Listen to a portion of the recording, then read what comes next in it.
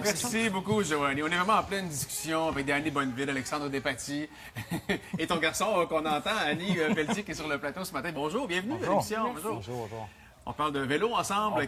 On parle de vélo et du deuxième défi 808 Bonneville qui aura lieu à Tremblant, donc les 22-23 septembre. Dany, d'abord, c'est quoi ce défi-là qui revient pour une deuxième année? Ça s'appelle 808. Pourquoi, d'abord?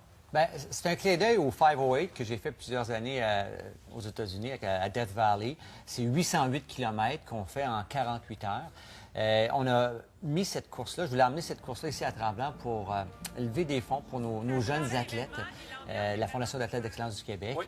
Et on a démocratisé cette course-là en mettant différentes distances, 404 km, 202 km, et même cette année, une loupe de 125 km. Et les distances de 800, 400 et 200, on peut faire en équipe de 4 ou en équipe de 2, ou solo si on le désire. Extraordinaire. Et... Comme tu le fais, toi, solo et le 808. Toi, tu vas faire le 808 solo, mais Annie Pelletier et Alexandre Despatie, ils seront comme personnalité athlète invitée. Annie, de ton côté, tu t'es donné un beau grand défi. Oui. Tu vas faire un 125 km solo. Exactement. Mais, je ne sais pas pourquoi, mais j'ai l'impression que tu vas parvenir à faire ça presque comme un poisson dans l'eau. Je ne peux pas croire, et tout le monde me dit ça, mais il faut croire que ça fait 22 ans que j'ai pris ma retraite, premièrement. Déjà? Oui, ouais. Déjà. Deuxièmement, en plongeon, jamais de cardio, jamais d'endurance. Alors, c'est deux aspects que j'avais jamais vraiment exploité, développé. Et ça a toujours été quelque chose qui m'a fait peur. Les longues distances, pour moi, tu sais, la souffrance, les fameux murs qu'on doit passer, quand ça chauffe dans les cuisses, là, ça me faisait bien peur. Alors, j'ai décidé de relever le défi le 1er décembre dernier, après avoir été si inspirée par la première édition parce que j'étais là comme organisatrice avec Dany et les autres. Et j'étais même dans l'auto avec le commissaire le dimanche en train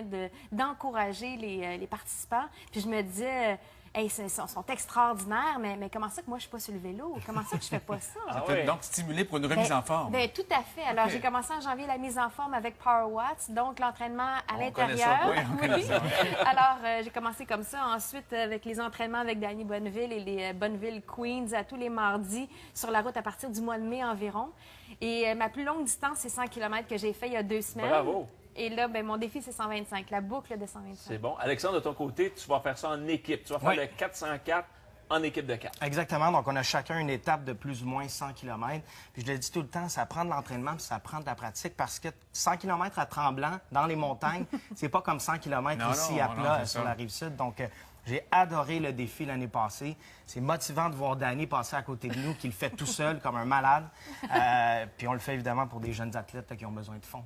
C'est que oui, ben vous êtes directement impliqué parce que Moi, je suis une ancienne boursière de la Fondation. Ça, je dire, ben oui. Et j'y travaille depuis 14 ans à la Fondation de l'athlète d'excellence. Cette année, on va avoir remis 1 425 000 $ en bourse individuelle à 500 étudiants athlètes de partout au Québec. Ça fait la différence? Bien, oui, tout à fait. Je pense que oui.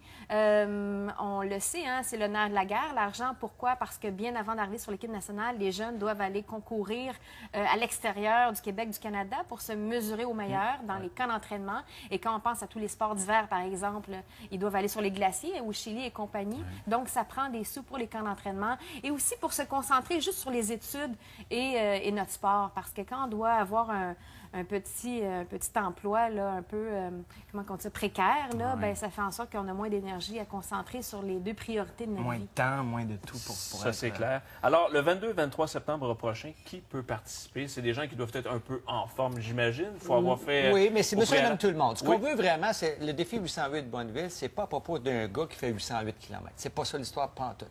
C'est vraiment, c'est monsieur et madame tout le monde qui se lance un défi, qui adoptent des saines habitudes de vie, puis qui croisent la ligne d'arrivée et qui sont vraiment émotionnels, qui trippent parce qu'ils ont relevé leur propre défi. On a eu tellement de belles histoires l'année passée, des gens qui ont traversé la ligne d'arrivée, pour eux, c'était leur premier 100 km. Une autre, qu'elle n'avait jamais fait 200 km, elle a fait 2 fois 200 km, un le samedi puis un le dimanche, donc 400 km.